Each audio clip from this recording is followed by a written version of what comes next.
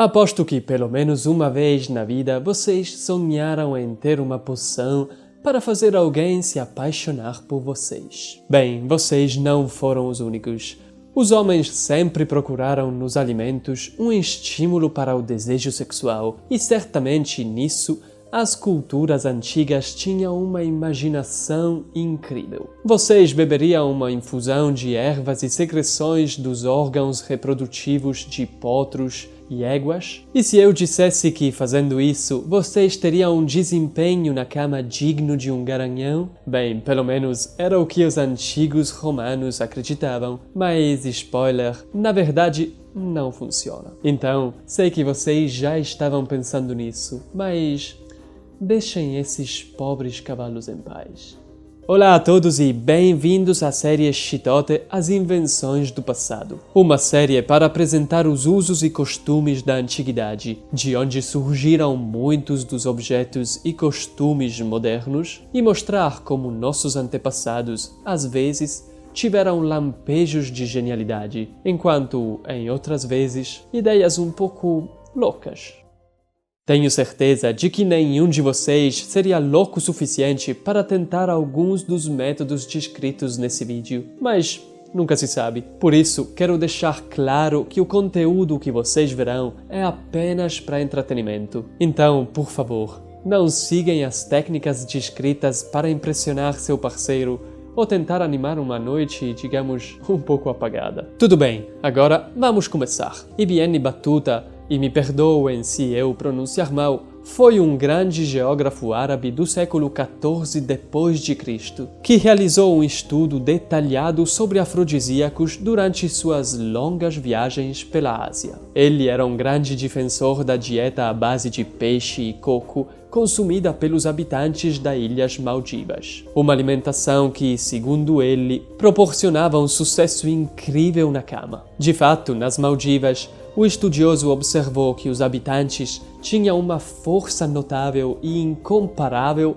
na prática do ato sexual, e ficou claramente impressionado com os resultados. Ele escreveu que tinha 4 esposas legítimas naquele país, além das concubinas, claro, e conseguia ser sexualmente ativo com cada uma delas todos os dias. E foi capaz de fazê-lo por 1 ano e meio. E mesmo admitindo que ele possa ter exagerado, Ibn Battuta viveu uma longa e múltipla história amorosa de férias. Será que a dieta à base de coco e peixe realmente teve sucesso em sua libido? Em várias sociedades, o coco e os frutos do mar ainda hoje são recomendados como afrodisíacos, embora na verdade não haja provas científicas que apoiem essa teoria. De fato, para testar as propriedades afrodisíacas dos alimentos, não é possível simplesmente, administrar a um sujeito 50 gramas de coco e depois medir seus espermatozoides. Na maioria dos casos,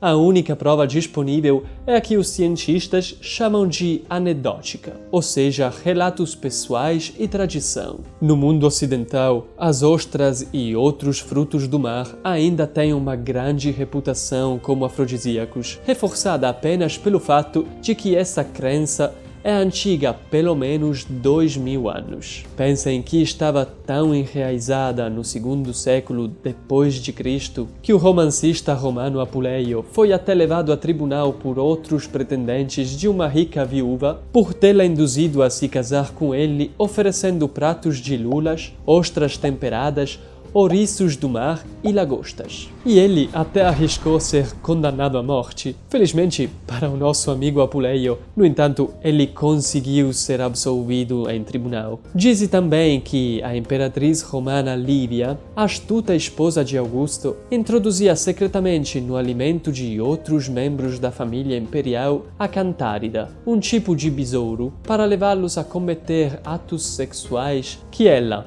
mais tarde, poderia usar contra eles.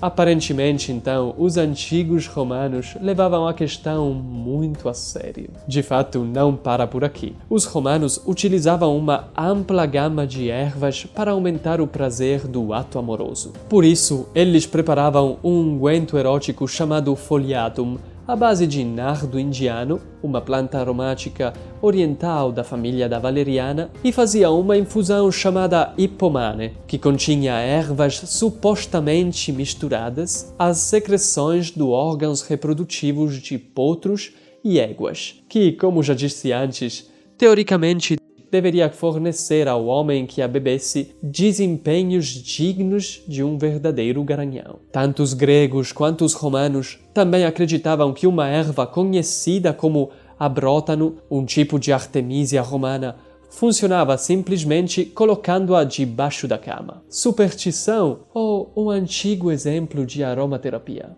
Bem, isso eu deixo vocês decidirem. Mas as estranhezas não acabam por aqui. Porém, antes de entrar em mais detalhes, espere um segundo. Se você gosta do conteúdo do Chitote, dê um like e inscreva-se no canal. Não custa nada, de verdade, é de graça.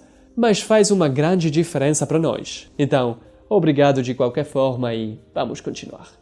Vocês acreditariam que até mesmo as urtigas tinham sua função? O óleo era usado como lubrificante, enquanto alguns romanos, em casos realmente desesperadores, chegavam ao ponto de esfregar seus genitais com as folhas das urtigas para se excitarem. Enfim, de gustibus, como eles diriam.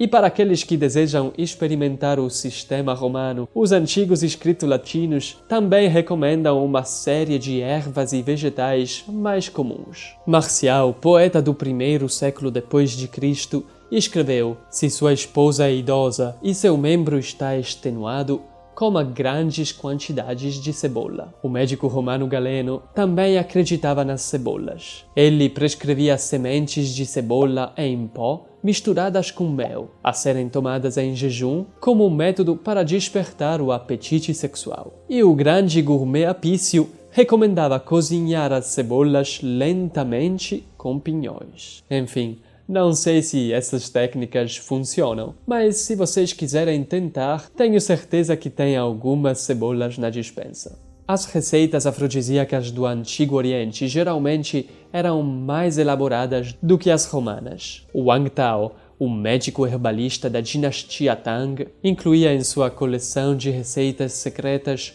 4 soluções para as diferentes estações do ano, feitas com misturas de ervas em pó e unidas com mel para formar pastilhas. Alguns homens tomavam dezenas delas por dia para manter sua potência sexual.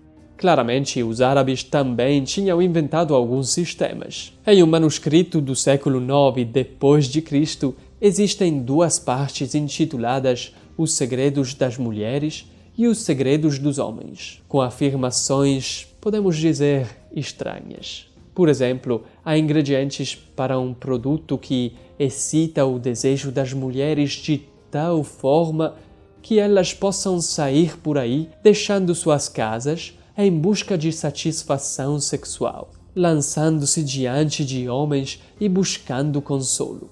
Não sei vocês, mas para mim isso parece um pouco exagerado. De qualquer forma, os ingredientes eram azeite de oliva envelhecido, orquídea, sementes de cenoura de jardim, sementes de nabo, cinzas de folhas de oleandro, capuchinha indiana queimada e pulverizada, alume seco, fezes de gralha do campo, folhas de salgueiro em pó e, finalmente, caroço de tâmara. Esses eram então moídos e misturados com leite de coco, deixados secar até formar comprimidos, depois novamente pulverizados e misturados com suco de rosa canina para produzir um xarope. Enfim, uma verdadeira poção digna de Harry Potter. Mas se depois de todo esse esforço, e certamente o custo, a poção não funcionasse, que figura faria quem a vendeu? Sem problemas, porque na parte final da receita estava escrito que o efeito desejado ocorreria somente se Deus quisesse. O mesmo documento também inclui receitas para preparações que transformam mulheres heterossexuais em homossexuais, e até mesmo drogas que induzem uma propensão à masturbação. Com fórmulas como essa, claramente entramos em um mundo de fantasia. Podemos também deixar de lado o valor de outras receitas mágicas, como um feitiço de amor assírio vindo do antigo Iraque. Nesse caso, pensava-se que limaduras de ferro, colocadas nos genitais de uma mulher, atraíam um homem que se havia esfregado de maneira similar com uma mistura de magnetita em pó e óleo. Obviamente, o óleo não poderia faltar. Atração em todos os sentidos, literalmente. Embora esses detalhes mostrem um profundo conhecimento dos elementos fundamentais do eletromagnetismo como afrodisíaco, o método é claramente sem esperança. No entanto, as limaduras de ferro mantiveram certa fama no Oriente e 2000 anos mais tarde, nosso amigo Ibn Battuta, o viajante árabe de que falamos antes, relatou a morte de um príncipe indiano que havia ingerido limaduras de ferro como afrodisíaco. Entre todas essas receitas, com ingredientes mais ou menos loucos, há uma que deve ser levada mais a sério, a saber, a mandrágora. Devido à sua quase universal fama, durante a Idade Média, acreditava-se que essa planta possuía um poder mágico surpreendente, tanto que rituais rigorosos eram necessários ao colhê-la. Mas o que era exatamente essa planta? Surgiu certa confusão porque o termo mandrágora tornou-se um termo genérico frequentemente atribuído a várias plantas. A verdadeira mandrágora dos textos do Oriente Médio e europeus é uma planta da família das batatas. Contém atropina e ocina, uma forma de escapolamina, ambos alcaloides poderosos que, se ingeridos, induzem uma fase inicial de excitação, seguida por uma ação sedativa e alucinações. Portanto, é compreensível que a mandrágora, tomada na dose certa, pudesse intensificar o ato amoroso. Ela era usada tanto pelos romanos quanto pelos chineses, também por seus poderes analgésicos. Acreditava-se que a mandrágora era um poderoso afrodisíaco mágico. Parente da batata, tem raízes que às vezes assumem uma forma vagamente humana. Naquela época, pensava-se que essa planta era tão poderosa que coletá-la manualmente poderia ser fatal. Um método para fazê-lo sem perigo era cavar profundamente até expor parte da raiz, amarrá-la a um cão e deixar que ele a arrancasse do solo. E segundo a tradição, a mandrágora gritava tanto enquanto era extraída que o cão morria de horror.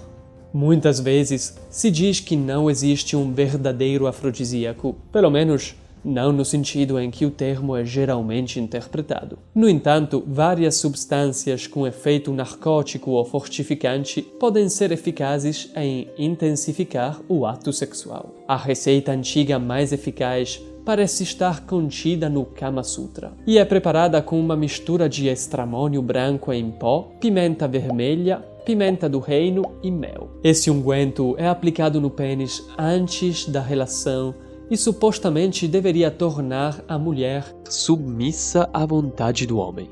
Talvez não seja exatamente esse o resultado, mas certamente pode ter um efeito significativo em ambos os parceiros. E isso porque as substâncias químicas na mistura são rapidamente absorvidas através das mucosas do pênis e da vagina. Os extratos da pimenta, que são usados em quantidades realmente mínimas, têm um efeito rubefaciente. Ao irritar a pele, atraem sangue para dentro do pênis, ajudando a aumentar e manter a ereção. O efeito das pimentas é rapidamente transmitido à mulher e a irritação moderada do clitóris aumenta a excitação sexual. O mel serve como útil lubrificante, enquanto as substâncias medicinais do estramônio causam excitação, além de uma sensação agradável e surreal. Portanto, essa receita, no geral, tem uma base completamente racional para sua ação, e é mais do que provável que fosse bastante eficaz na prática.